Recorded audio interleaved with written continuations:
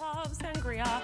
But first, it's time for some coffee talk. Today we have Meagan, a humorist, and executive producer of the show, and Nala from Raising Arizona Kids. Hey, guys. Hi. All right, let's talk about some of the hot topics. I think the #1 thing that people are talking about right now, Bristol and Levi. Bristol Palin, Sarah Palin's daughter, and Levi Johnson, her former boyfriend that talked a lot of trash, and also, you know, baby daddy. But now all of a sudden they announced they're getting married. And news today, not only are they getting married, now they're shopping a reality show. And what do you think when you hear that? Highly skeptical. I mean, come on, you're announcing you're getting engaged and now you're shopping around a reality show. Like the next day. Yeah. Can it be wait a week? Yeah, I think we should just cast bets now on how long we think it'll last. So I just... Meagan, what do you think? There's a reason it doesn't work out the first time. Why do we think going around the second time is going to be any better? I mean, come on. And every time you see any footage, he looks like he's about to go to the dentist.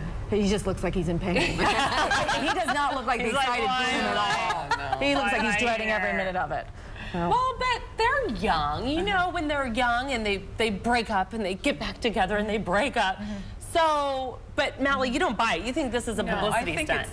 It's for the reality show. But they had to announce the reality show after the engagement just so that would work, you know? I don't know if I think it's fake. I think it's stupid on her part to take him back. I mean, he was all over the place. He trashed her family. Well, I think he said negative things about her on Facebook, too. And didn't they announce, they didn't tell Sarah beforehand? Would you tell your mom? But I mean, I don't know. It just...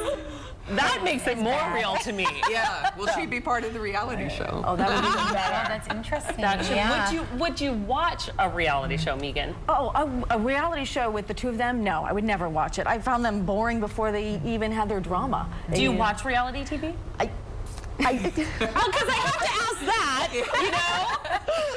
I won't even go into our TV woes, but there is the reality show that I like to watch is the show about the pawn shop, where people bring stuff in. Oh, that's interesting. It's about the pawn shop. That I like because then you get to see So that's kind of interesting. Yes, Mala, what about you? Would you watch the show?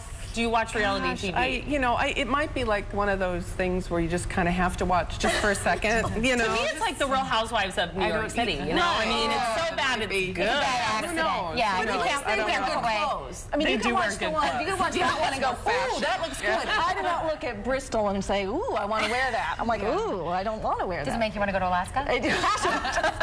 Put on some big boots. All right, I have to say this. A lot of people are talking also about Mel Gibson.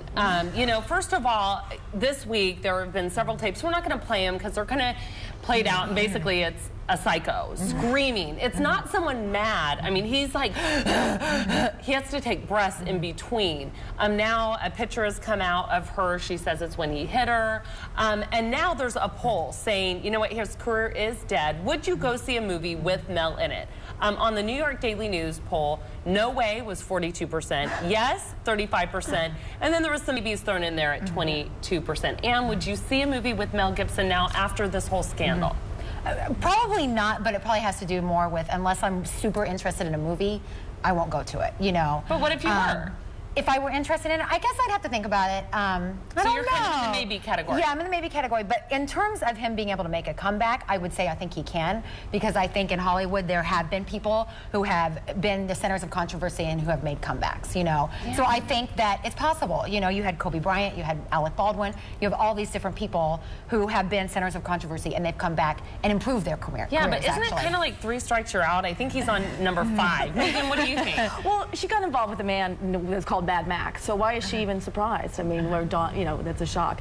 But you know, after that whole, especially his racial slurs, I'm really forgiving, and if I really want to see the movie, maybe I'll buy the ticket for something else, so he doesn't get the money, but and sneak in. Right. But you know, the racial slurs really that did it for me. That's kind of the nail in the coffin. That was the final one. It's just like, Mala, he's got just too many ugly skeletons in there. So would you see the movie?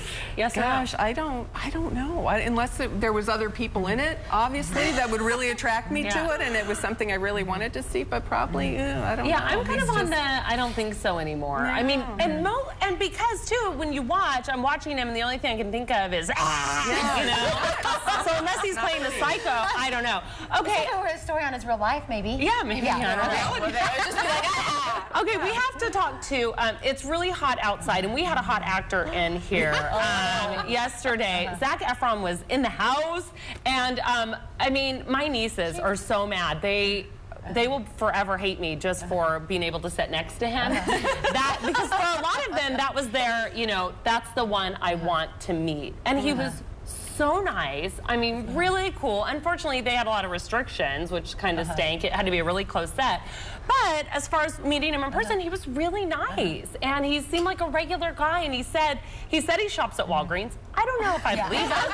But he just seemed really down to earth, didn't you think? I totally thought so. He just, was nice to everyone in here, very professional. And the interview he did with you just was great. He was very honest and didn't seem like he was... He didn't seem like a star, like a, and he is a, so it was interesting. Who's the person I want to meet? Not your, hottie type of thing, but who's the one you want to meet? Okay, well, I have two, which would probably be Dave Matthews, my favorite musician, and then Tom Brokaw. I've just loved him ever since I've been in journalism and TV, so those would be my top two. Okay, Meagan? Well, after those substantial ones, I'll do Alec Baldwin, because I think he's really funny. He's funny, he's active in his political beliefs, so I think he's just great, especially ever since, he's sort of made the TV move. And he's great on 30 Rock, and he made his own comeback after a scandalous phone call, Right, and I think the scandalous phone call is a little different than, smacking your wife around. Absolutely. I think it's a different, very phone call versus a punch in the mouth. Although it was his daughter, which kind of is like, okay. But okay, Mel? Jon Stewart. I just love Jon Stewart. That's a good one. And he's cute too. He could be on the hottie and the... Oh, he's both. Stewart. Go Mel. He is. All right, thanks a lot, you guys.